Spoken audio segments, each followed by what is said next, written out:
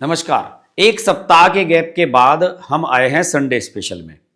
और Sunday special इस बार बिहार चुनाव से संबंधित ना हो ऐसा तो हो ही नहीं सकता। बिहार चुनाव के जो नतीजे आए हैं उसने सबको चौंका दिया है। लोग शुरू से ही प्रिडिक्ट कर रहे थे कि भारतीय जनता पार्टी के नेतृत्व वाला एनडीए नंबर 1 बनकर के उभरेगा, सरकार बनाएगा। लेकिन किसी को नहीं लग रहा था कि आंकड़ा 200 के पार पहुंच जाएगा।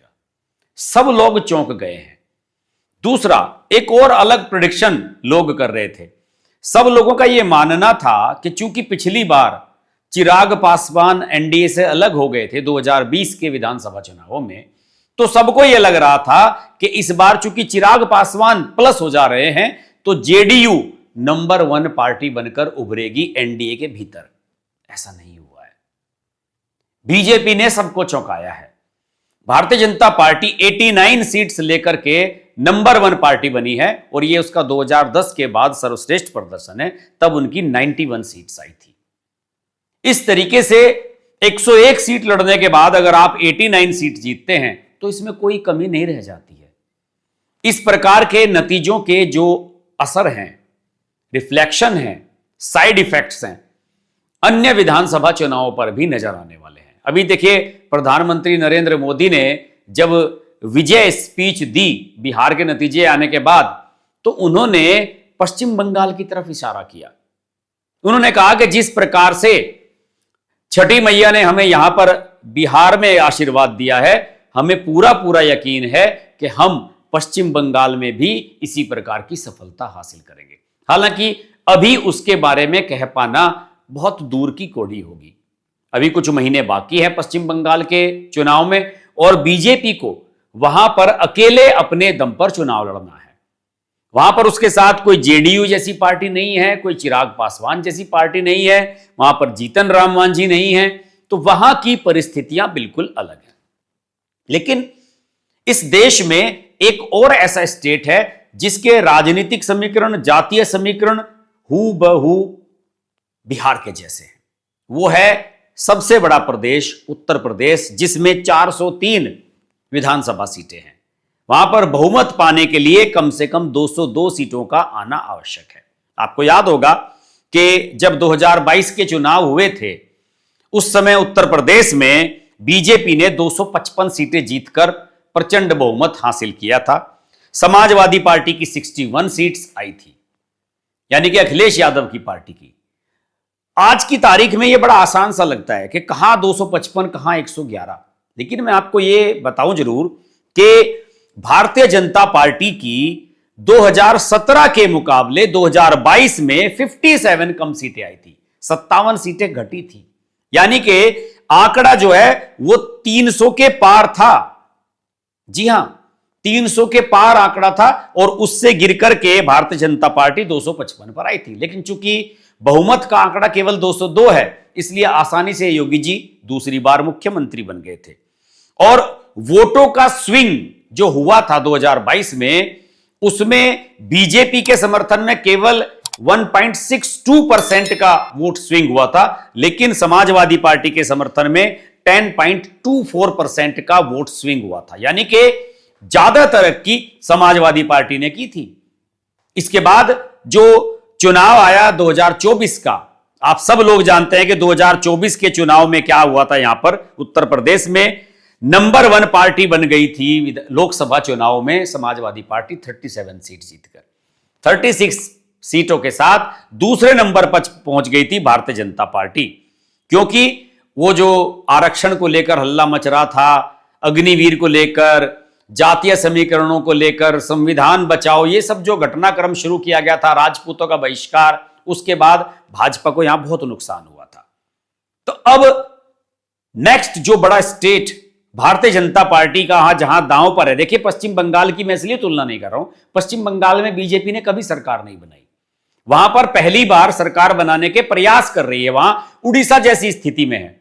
लेकिन उत्तर प्रदेश में 2 बार से लगातार सरकार बन रही है और उसे तीसरी बार भी अपनी सरकार वहां बनानी है। हालांकि चुनाव अभी लगभग 1.5 साल दूर है। 2027 की शुरुआत में चुनाव होना है उत्तर प्रदेश में।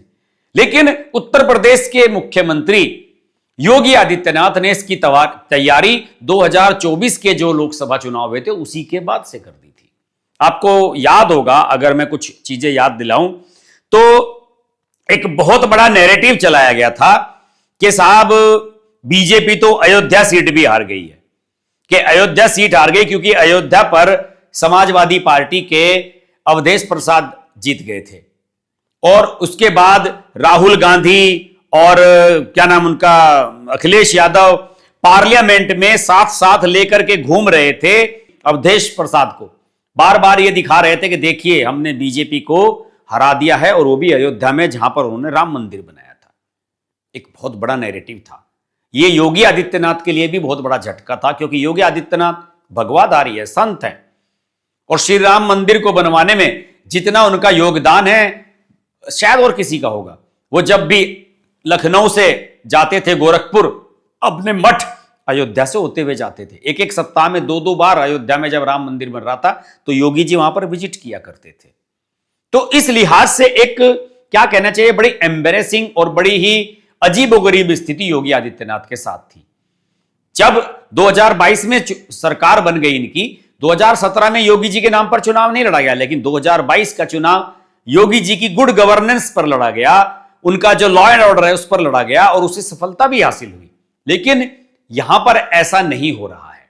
अब दूसरे समीकरण बनते हुए नजर आ रहे हैं। देखिए, बिहार के चुनाव में योगी आदित्यनाथ की भूमिका क्या है, इस पर भी विचार विमर्श करना बहुत आवश्यक है। योगी आदित्यनाथ के बारे में जो आंकड़े आ रहे हैं, इस समय मैंने काफी डिटेल्स निकालने की कोशिश की कि यहां पर योगी जी का क्या स्ट्राइक रेट रहा। योगी जी ने 31 यानी कि बिहार की 31 विधानसभा सीटों पर प्रचार किया, जिसमें 28 सीटों पर भारतीय जनता पार्टी के कैंडिडेट थे, और बाकी 4 सीटों पर उपेंद्र कुशवाहा, चिराग पासवान और जेडीयू के कैंडिडेट्स थे, जीतन राम मांझी के। ये एक एक कैंडिडेट इनका भी था। उन्होंने 31 सीटों पर अपना प्रचार किया था बिहार में जाकर, और उनमें से 31 में से 28 सीट जीतने में सफल रही है एनडीए। इस तरीके से अगर स्ट्राइक रेट की बात करूं तो योगी आदित्यनाथ के कैंपेन वाली 90% सीटें भाजपा और उसके सहयोगी दलों ने जीती हैं। जो 3 सीटें नहीं जीत पाई हैं, जो हारी हैं, एक तो शाहबुद्दीन का बेटा है, रघुनाथपुर से जो लड़ रहा था, ओसामा शाहबुद्दीन का बेटा, वो सीट हारी, और इसके अलावा 20वीं सीट है, वहां से मुस्लिम सीट थी। आरजेडी के आसिम अहमद ने बीजेपी के हरिभूषण ठाकुर को हराया, और एक गरखा सीट है, वहां से आरजेडी के सुरेंद्र राम ने लोक जनशक्ति पार्टी के सीमांत मृणाल को हराया। तो ये 3 सीटें हैं जो बीजेपी यहां से हारी है। बाकी आप सब जान रहे हैं कि आंकड़ा बिल्कुल क्लियर कट नजर आ रहा है। सभी पर एनडीए के सहयोगी 28 पर जीतने में सफल रहे।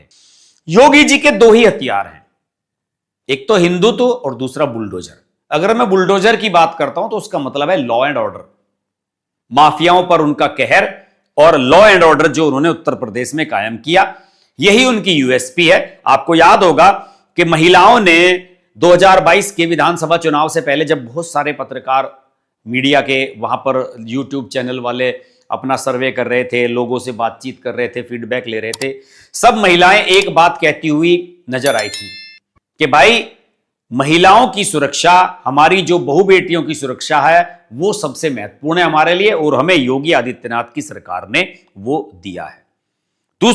दूसरी बात, भारतीय जनता पार्टी लगातार जब दूसरी बार जीतती है उत्तर प्रदेश में, तो उसमें मेन फैक्टर यही माना जाता है, ये एनालिसिस जो है सारे, उन्होंने ये माना कि लॉ एंड ऑर्डर मुख्य बात थी। और जब भी अभी अखिलेश यादव की जो पहली प्रतिक्रिया आई है बिहार के चुनाव पर, उन्होंने वोट चोरी, एसआईआर, इसको कहना शुरू कर दिया है। समाजवादी पार्टी का यह कहना साफ दर्शाता है कि वो असहज हैं। आप याद कीजिए कि अखिलेश यादव पिछले 1-1.5 साल से, और अगर खास से बात करूं मैं लोकसभा चुनाव के बाद से ही, पीडीए का कहानी गा रहे हैं। पीडीए में उनका कहना था कि पिछड़ा, दलित और अल्पसंख्यक। अभी कल ही अखिलेश यादव ने एक ट्वीट किया है जिसमें उन्होंने पीडीए की नई डेफिनेशन दी है, प्लान, डेवलप एंड एसेंट, यानी कि योजना बनाएं, विकास करें और तरक्की करें, उदय करें, उभार कर आए सामने। यानी कि पीडीए की परिभाषा ही उन्होंने बदल दी है। अभी तक जो अयोध्या जीतने के बाद, अयोध्या जीतकर ही जो खुश हो रहे थे, वो अब पीडीए की परिभाषा बदल रहे हैं, क्योंकि पीडीए की जो उनकी परिभाषा है उसको लोगों ने ध्यान नहीं दिया। बिहार के नतीजे साफ बता रहे हैं कि जातिवादी राजनीति को रिजेक्ट किया है लोगों ने। ये जो MY समीकरण चलाते हैं कि मुस्लिम और यादव समीकरण चलाते हैं, वो चलने वाला है नहीं। अखिलेश यादव को बहुत जल्दी इसका आभास हो गया है कि 2027 में उत्तर प्रदेश में भी यही होने वाला है। कहने के लिए आप फेस सेविंग के लिए कह रहे हैं कि साहब SIR की वजह से हुआ है, फलाना हुआ है, ढिकाना हुआ है, लेकिन हकीकत बात यह है कि बिहार और उत्तर प्रदेश के जातीय समीकरण, डेमोग्राफी ज्यादा अलग नहीं है। उसी प्रकार यहां भी यादव हैं, उसी प्रकार यहां भी मुसलमान हैं, लगभग एक सा ही डेमोग्राफी दोनों स्टेट्स की है। और बिहार में जिन यादवों के दम पर लालू प्रसाद यादव, उनका परिवार उछलता था, उन यादवों ने ही उनका साथ छोड़ दिया। इससे समाजवादी पार्टी की धड़कन और भी बढ़ जाती है। आप जानते ही हैं कि महागठबंधन ने बिहार में 66 सीटों पर यादवों को टिकट दिया, केवल 12 जीते हैं, जबकि बीजेपी ने 23 पर दिया और उसमें 15 जीते हैं। यह फर्क है दोनों के बीच का, और इस फर्क ने अखिलेश यादव को सोचने पर मजबूर कर दिया है कि क्या हम इसी पीडीए के फार्मूले के साथ चलेंगे। और उनके पीडीए में तो सबसे बड़ी सेंध उन्हीं की जो विधायक थी पूजा पाल, राजू पाल, जिसकी हत्या कर दी गई थी अतीक अहमद के द्वारा, उसी की जो पत्नी थी पूजा पाल, विधायक थी समाजवादी पार्टी की, उसने खुलेआम विधानसभा के भीतर भाषण देकर के यह कहा कि मेरे पति के हत्यारों को ठिकाने लगाने का काम योगी आदित्यनाथ ने किया, वरना समाजवादी पार्टी और जो दूसरी बसपा वगैरह जिनकी सरकारें रही, उसमें मुझे इंसाफ नहीं मिल सका। तो पिछड़ों में पाल समाज की एक लड़की, एक महिला ये कह रही है कि हमें इंसाफ जो है वो योगी जी ने दिया। इससे बड़ी सेंध पीडीए में और क्या हो सकती है। और देखिए 2022 में बहुत बड़ा मौका था अखिलेश यादव के सामने, एक माहौल बन गया था। स्वामी प्रसाद मौर्य, दल बदलू टाइप के, ओम प्रकाश राजभर और जयंत चौधरी RLD के, ये सबके सब लोग, कांग्रेस, सबके सब अखिलेश यादव के साथ थे। उसके बावजूद भी 403 में से 111 सीटें ही समाजवादी पार्टी जीत पाई थी। तो अखिलेश यादव को इस बात का आभास हो गया है कि पूरी ताकत से चुनाव लड़ने के बाद भी कुछ नहीं होने वाला। आपको डेवलपमेंट की बात करनी पड़ेगी, प्लानिंग की बात करनी पड़ेगी, विकास की बात करनी पड़ेगी, रोजगार की बात करनी पड़ेगी।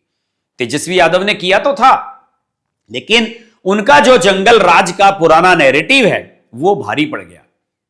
लोगों ने माना ही नहीं कि तेजस्वी यादव और लालू का परिवार ऐसा कर सकता है। अब मुझे नहीं लगता कि उत्तर प्रदेश की जनता भी अखिलेश यादव को और उनकी पार्टी को इतना भरोसा देगी कि जो उनकी सरकार फिर से बन जाए।